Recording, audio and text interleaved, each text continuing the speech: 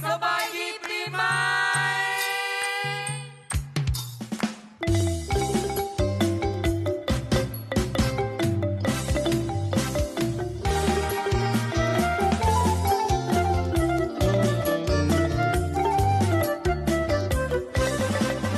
วันนี้วันดีปีใหม่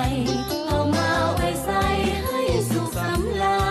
ญมาสร้างแดนนี้ให้เป็นแดนสวรรค์มาสร้างแดนนี้ให้เป็นแดนสวรรค์มาฟ้อนรำกันฉลองวันปีใหม่ความทุกข์ที่เคยประสบจงอย่าได้พบผ่านอีกต่อไป